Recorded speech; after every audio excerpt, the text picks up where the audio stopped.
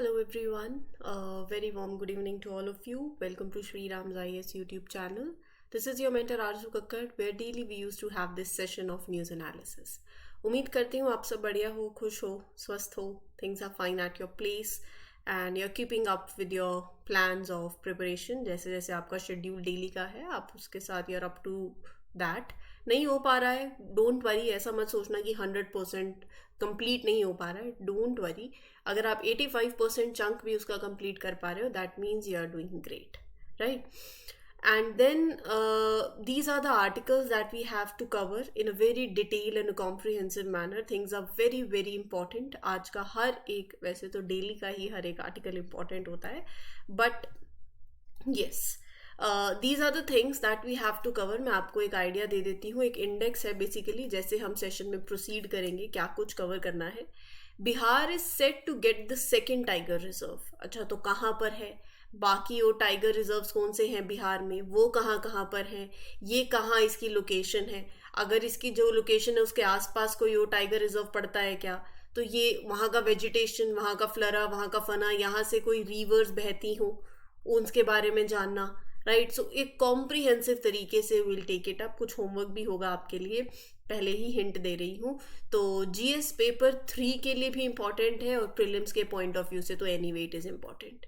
United Nations conference on trade and development, हम इसके बारे में पढ़ेंगे, इस ऑर्गेनाइजेशन के बारे में पढ़ेंगे, लेकिन साथ ही साथ एक कुछ हाईलाइट्स हैं ऑफ अ रिपोर्ट, राइट. सो वो आपके मेंस के लिए इंपॉर्टेंट हो जाता है जीएस पेपर 3 के लिए. तो वो क्या है, जैसे हम इसके बारे में पढ़ेंगे, आर्टिकल मतलब किस कॉन्टेक्स्ट में है ना, तो वो कॉन्टेक्स्ट के through he will move forward with this. तो वो एक रिपोर्ट है, कुछ रिपोर्ट के हाइलाइट्स हैं जो आपके जीएस पेपर 3 के लिए इंपॉर्टेंट है, and then will talk about this particular organisation, right. Prelims perspective, India's statistical performance on the global stage, a very very important article. Mains के पॉइंट ऑफ व्यू से, GS paper 2 से भी government policies में क्या basically क्या कुछ है data के रिगार्डिंग, और जीएस पेपर 3 के लिए भी इम्पॉर्टेंट है. बहुत ही ज़्यादा इम्पॉर्टेंट आर्टिकल है, इसको बहुत डिटेल्ड मैनर में कवर करेंगे. प्रीलिम्स के लिए भी इम्पॉर्टेंट है. तो प्रीलिम्स, और मतलब आप बोलो 25% प्रीलिम्स है, रेस्ट 75% मेंस है इसमें. दैट इज, मैंने परसेंटेज भी बता दिए, ठीक है. नेक्स्ट आर्टिकल जो है वो एक चर्चा का विषय. This is basically an editorial analysis discussion, this particular article. Then you have this चर्चा का विषय, जिसको मैं कंसीडर करूंगी चर्चा का विषय भी है, लेकिन साथ ही साथ ये आपके प्रीलिम्स के लिए भी बहुत इंपॉर्टेंट है. तो हम इसको दोनों तरीके से कवर करेंगे. WHO recommends Oxford serum institute malaria vaccine for global roll out. तो यहाँ पर ऑब्वियसली एक आम नागरिक, एक सिटीजन ऑफ इंडिया जो यूपीएससी की तैयारी भी नहीं कर रहा है, उसको भी इसके बारे में अवेयर होना पड़ेगा. और अब आप added you are UPSC aspirant, चाहे आप यूपीएससी की तैयारी करें, SSC for any of the government exam, तो आपको मलेरिया के बारे में, ये तो वैसे सबको भी पता होना चाहिए, थोड़ा सा इन डेप्थ चलेंगे. और इसमें ऑलरेडी जो नंबर ऑफ केसेस हैं इंडिया में वो सब क्या है, तो वो एक ऐसा क्लब हो जाएगा. चर्चा का विषय भी है, लेकिन equally important from your exam point of view, जहाँ से डायरेक्टली सवाल बन सकता है, राइट. मलेरिया कैसे होता है, कैसे प्रिवेंशन होता है, क्या सिम्टम्स होते हैं, everything will take it up. अगर टाइम बचा तो हम आज एक ग्रीन एमोनिया के बारे में भी पढ़ लेंगे, न्यूज में है.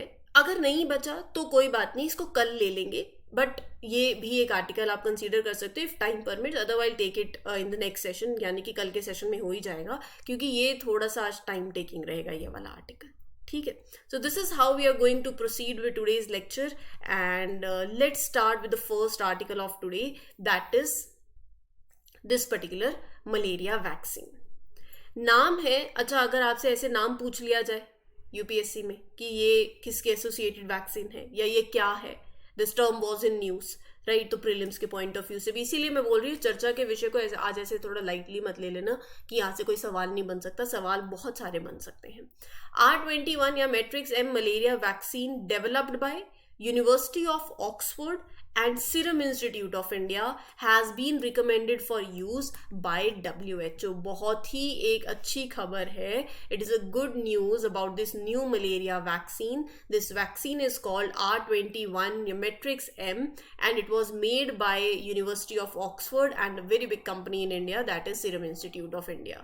So this vaccine has something special, that is this vaccine leverages adjuvant technology. अब आप बोलो कि हमें इस टेक्नोलॉजी के बारे में भी जाना है, नहीं इतना वो आप मतलब किसी मेडिकल साइंस की तैयारी नहीं कर रहे हो, आपको यूपीएससी और गवर्नमेंट जॉब के एग्जाम के पॉइंट ऑफ व्यू से इस आर्टिकल को कवर करना है. तो सिंपल सी बात है, this vaccine has this special something special that it leverages this adjuvant technology which helps make it work better.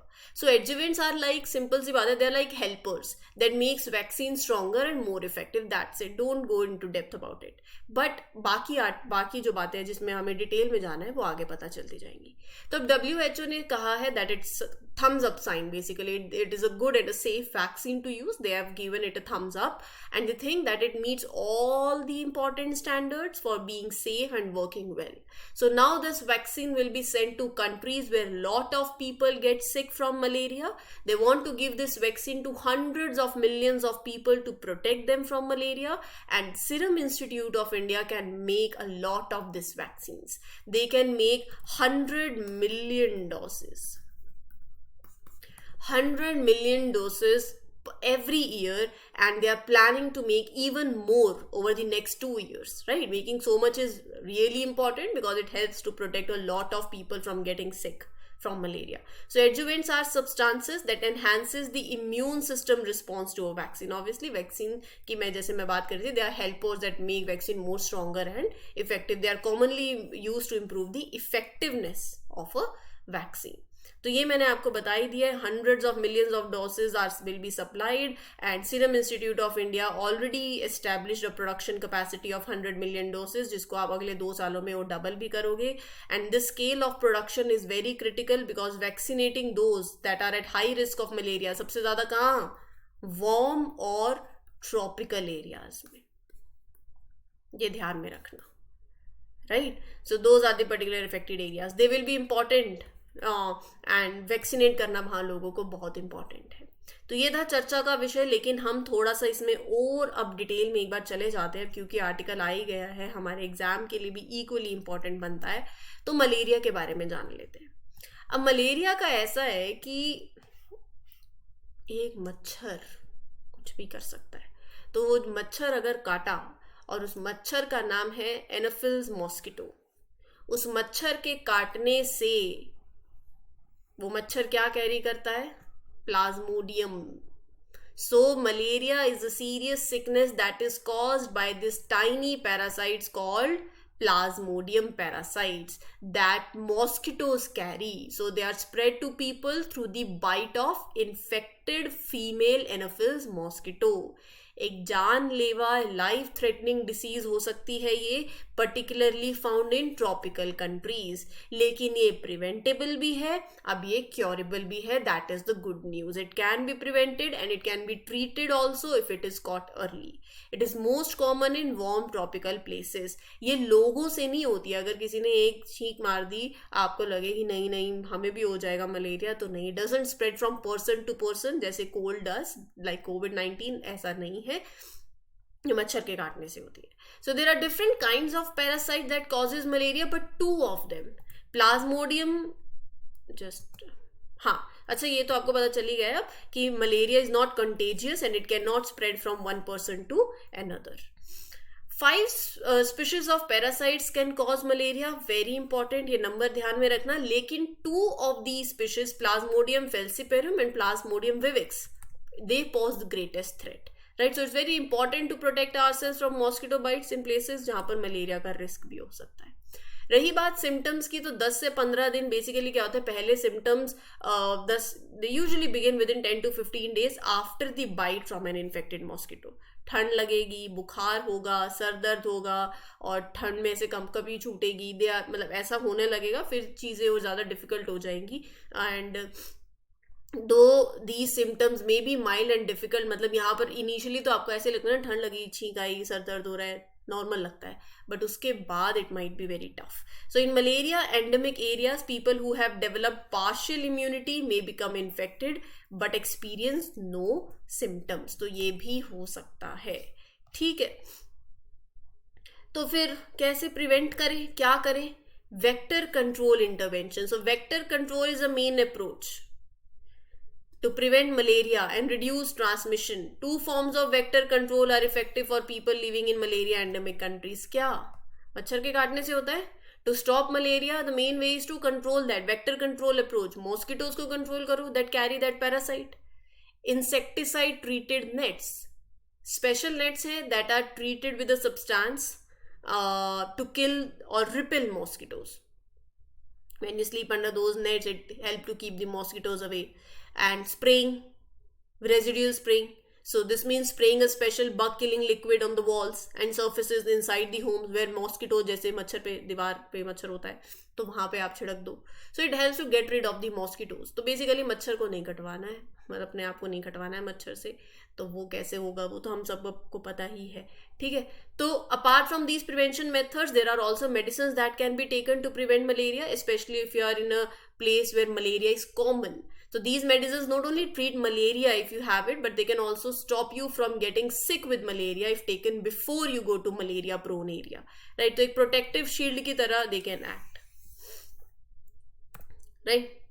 अब थोड़ा सा अगर मैं बात करूं इंडिया में मलेरिया के केसेस की, ये आपके मेंस के लिए भी इंपॉर्टेंट हो सकता है. बहुत ही सिग्निफिकेंट सीरियस हेल्थ इशू है. Country has notable number of malaria cases globally. About 1.7% of all the malaria cases worldwide. 1.2% ये कुछ नंबर्स हैं. About 1.7% of all the malaria cases worldwide and 1.2% of the total death caused by malaria. अब ये कुछ numbers हैं. India is particularly important for tackling malaria because it has a high number, a type of malaria that is Plasmodium vivax, about 47%. Right? So malaria remains one of the major public health problems. India के अंदर भी country carries 1.7% of those cases. जितने भी malaria के cases हैं 1.7% हमारे sir पे ही भार है इसका, इतने हैं यहाँ इंडिया में. 1.2% of the malaria death India के अंदर होती है. So of importance is that India carries, जैसे मैंने आपको दो स्पीशीज के नाम बताए थे, 47% of global Plasmodium vivax malaria burden. Right? तो making this country strategically important malaria control, malaria elimination के लिए. So malaria has been notifiable in 31 states and UTs, basically Orissa, Chhattisgarh, MP, Jharkhand. यहाँ पर 45% मलेरिया के केसेस आपको देखने को मिलेंगे. मिनिस्ट्री ने जो अभी तक स्टेप्स लिए हैं, national framework for malaria elimination, national strategic plan for malaria elimination 2016 से 2030 का, and a malaria free country by 2027 and elimination by 2030. Mains के लिए इक्वली इंपॉर्टेंट. तो एक ऐसा आर्टिकल था, ये मेंस के लिए भी इंपॉर्टेंट है, प्रीलिम्स के लिए भी इंपॉर्टेंट है और एक चर्चा का विषय भी है. राइट? तो मैंने इसको बहुत ही कॉम्प्रीहेंसिवली डील करा है आपके साथ ताकि कोई भी डाउट और कोई दिक्कत अब नहीं रहे. अगला आर्टिकल भी इंपॉर्टेंट है, एडिटोरियल एनालिसिस है. अगर आपसे पूछा जाए स्टैटिस्टिकल परफॉर्मेंस को लेके जो डेटा है और ये जो पूरा इंडेक्स इंडिया की रैंकिंग आती है, तो it is compiled bye world bank. World banks compilation of statistical performance indicators ने रैंक किया है इंडिया को 67 among 174 countries in 2019. तो क्या है बातें मैं आपको बताऊंगी, और इन जो इंडिकेटर्स हैं, कितने इंडिकेटर्स हैं और इंडिया की परफॉर्मेंस हर एक इंडिकेटर में क्या है, कौन कौन से पिलर्स पे शॉर्टकमिंग्स हैं, कहाँ पर इंडिया ने बहुत अच्छी परफॉर्मेंस दी है. तो World Bank compiles SPIs to assess the performance of national statistical system across 174 countries. तो थोड़ा सा मैं इस SPI के बारे में और बात कर लेती हूँ. So it's like a scorecard that measures how good a country is in handling the information and statistics. Right? कि किस तरीके से how well different countries manage and use the data. Right? तो ये देखता है. अब SPI looks at 5 important things which they call as pillars. So imagine imagine तो क्या ही करना है, 5 pillars हैं of SPI. Data use, data services, data product, data sources, data infrastructure. अब ये क्या है? I'll talk about it one by one in a detailed manner. Data use basically means how well people in the country actually use the data they collect. It's like making sure that information they gather is helpful and it's help you to make a very informed decision. Data services is about the quality of services that help to handle the data. कितने अच्छे system हैं, कितने अच्छे tools हैं are they in place to manage the information और to process the information. Data product, things that are created using the data, जैसे reports, summaries. So making sure कि information आपके पास पूरी हो तभी तो एक अच्छा प्रोडक्ट बनेगा, that is useful and in understandable way. Data source कहाँ से आ रहा है, making sure the source of information is reliable and accurate. Data infrastructure, having right system, right technology, organizations to manage all the data effectively. अब यहाँ पर इनके हिसाब से according to the latest available scores from 2019, India का overall score SPI score stand at 70.4. इसके चलते India की रैंक है 67th among the 174 countries that are assessed. अब मैंने आपको पिलर्स बताए, 5 पिलर्स हैं, पांचों के पांचों याद करने हैं. इंडिया की जो परफॉर्मेंस है वो लो है 2 पिलर्स में, in data use and data product pillars. ध्यान में रखना, स्कोर है 80 का और 60 का, जहां पर आपकी पुअर रैंकिंग है डेटा यूज में और डेटा प्रोडक्ट में. डेटा यूज मतलब, अब डेटा यूज हर तरीके से आप देखो, it's about how people like the government, schools, organizations, others, they use the information they have. मतलब इंडिया जैसे अगर मैं एग्जांपल दूं डेटा यूज में, तो India did well in some areas like understanding the child mortality, reporting deaths, drinking water situation, job participation, ये सब कुछ. लेकिन obviously you have lost some points because they couldn't provide good estimates about poverty.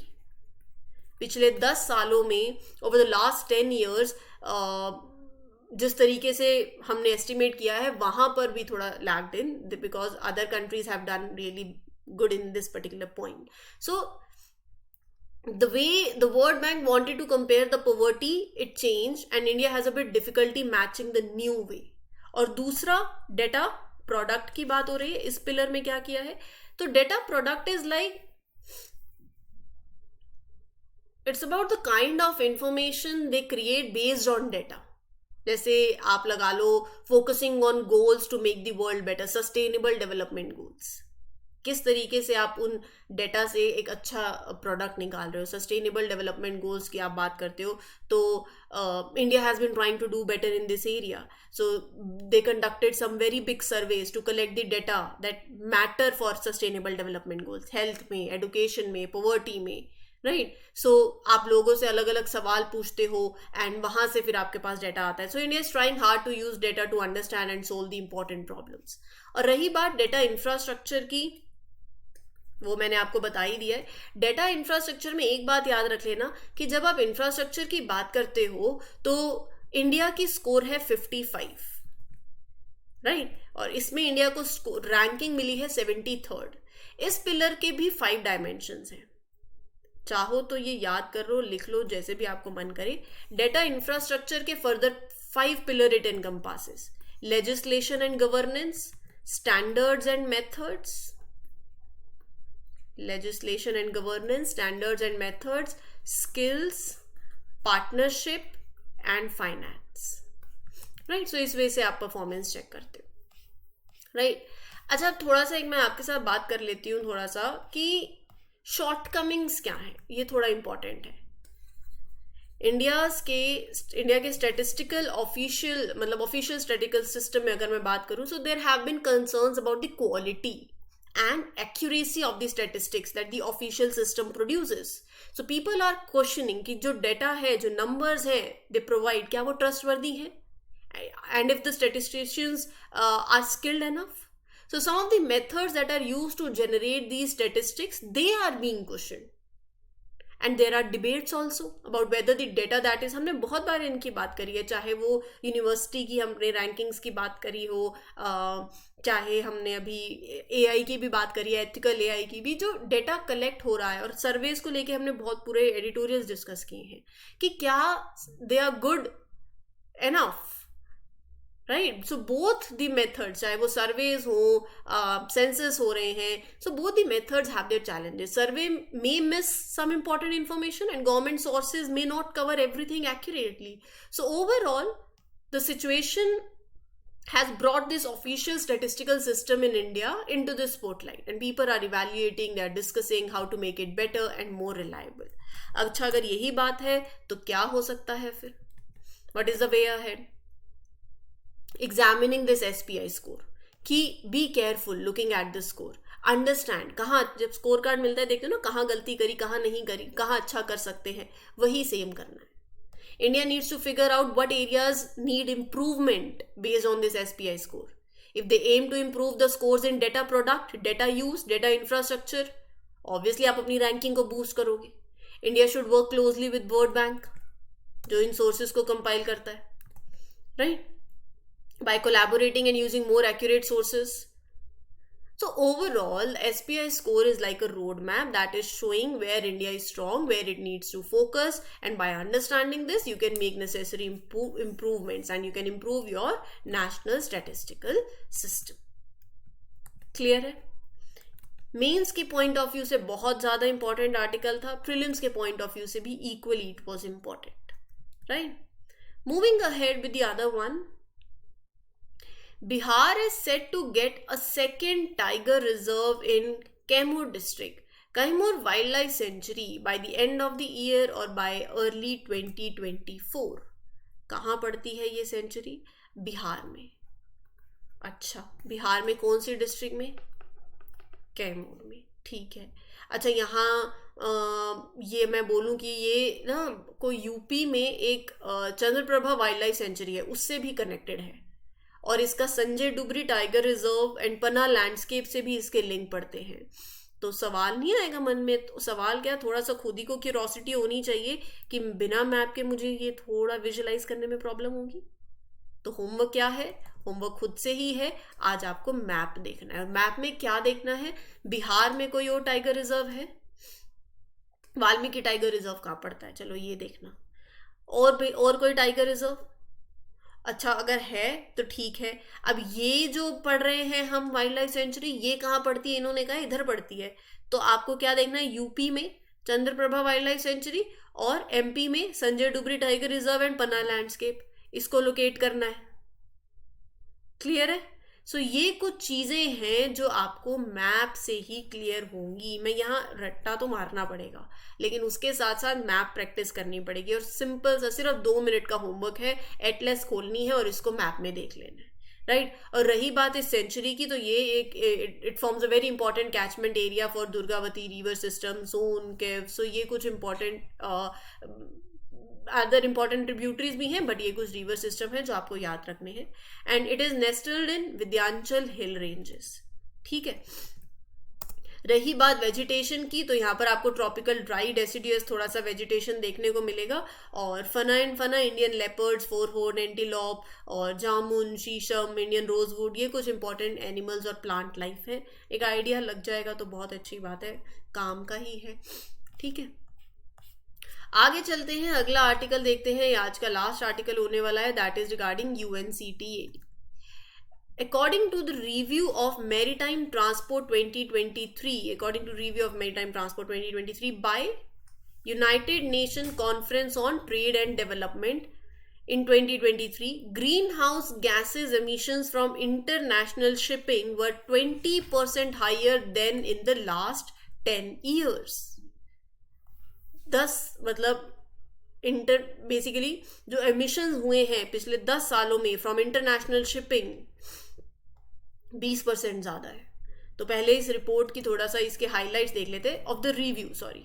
So in 2023 जो amount of greenhouse gases that are release by international shipping was 20% higher as compared to the average of past 10 years. इसका मतलब क्या हो रहा है, क्या indicate कर रहा है, pollution from the ships is increasing. Shipping industry जो है एक मेजर प्लेयर है in global trade. It is handling more than 80% of the world trade volume, लेकिन वो कंट्रीब्यूट कर रही है to nearly 3% of the greenhouse gas emissions. Containerized trade that involves goods packed in containers, they had decline of 3.7% in 2022, but it is expected to grow by 1.2% in 2023, और आगे 2024 से 2028 में it can show a further increase of 3%. Trade volumes for oil and gas growth देखने को मिली है in 2022, right? तो ये बात है about the highlights of review. UNCTAD की बात कर ले तो it is a important part of United nation that deals with trade and development. It was created by United Nations general assembly in 1964। एक परमानेंट इंटर गवर्नमेंटल बॉडी है। क्या करती है, कंट्रीज को हेल्प करती है that are still growing, developing to be a part of global economy in a very fair and effective manner, right? So it provides economic and trade analysis, facilitates consensus building. So it does this by giving advice and support to these developing countries. They analyze the economic trade, help the countries agree on certain things, provide them technical help so that countries can use trade, money, investment, technology overall to improve, to grow, ऐसे तरीके से जो उनके लिए भी अच्छा हो और जो एनवायरनमेंट के लिए भी अच्छा हो। हेडक्वार्टर है जिनेवा स्विट्जरलैंड में, और ये इंपॉर्टेंट है। कुछ और reports that are published by UNCTAD, trade and development report, world investment report, the least developed countries report. Prelims में यहाँ से सवाल बन सकता है, ठीक है। So this was all about today. उम्मीद करती हूँ आपको ये सेशन अच्छा लगा हो। If yes, please do let me know in the comment section. This is your mentor Arzu Kakkar signing off. We'll meet you tomorrow with other important articles. Till then, take care everyone. Good luck, good wishes. Happy learning. All the best.